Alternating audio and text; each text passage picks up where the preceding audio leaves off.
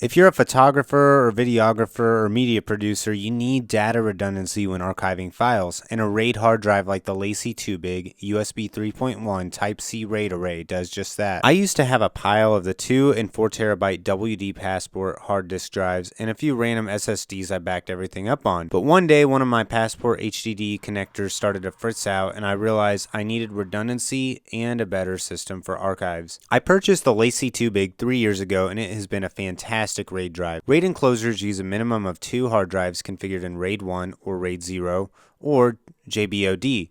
RAID 0 splits data between the 2 drives for faster performance but offers no redundancy. RAID 1 makes the enclosure show up as just one drive and every file is then stored on both drives. If one drive fails, you have a backup. JBOD stands for just a bunch of disks, and it means that both drives in the enclosure are seen separately with no speed increases or data redundancy. A drive like this really isn't designed for editing off of. The speeds are nowhere close as fast as modern SSDs. Most SSDs hit around 1000 megabits per second, and the 2 hits around 150 megabits a second in RAID 1 configuration. With this kit, LACIE included a USB-C to USB-C 3.1 Gen 2 Type-C cable, a USB-C to USB-A cable, a 36-watt power supply, and a 5-year warranty. My 16 terabyte 2 RAID drive uses dual 8 terabyte Ironwool Pro 3.5-inch SATA HDDs. The original cables are all still going strong 3 years later, and I haven't had any issues with either drive. The enclosure supports hot swapping, so you can also put a new drive in if one failed, and it will start writing the files to the new drive immediately. And RAID 1 plugged directly into my 2021 MacBook Pro with the supplied cable. I'm getting around 150 megabytes per second read and write.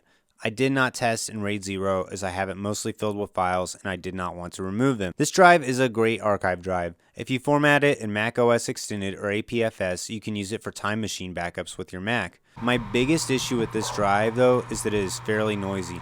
The sound of the disk spinning and whirring is loud enough to be picked up by a microphone and definitely a bit annoying. Another issue I've had recently is getting the drivers to work on the latest Mac OS for the Setup app is incredibly annoying. It takes a bit of time to give Mac OS the proper permissions for setup, but once you have the drive set up, it shows up every single time, just like any other external hard drive. This is not the fastest hard drive you will find, but the amount of storage for the price and the redundancy make it a great buy.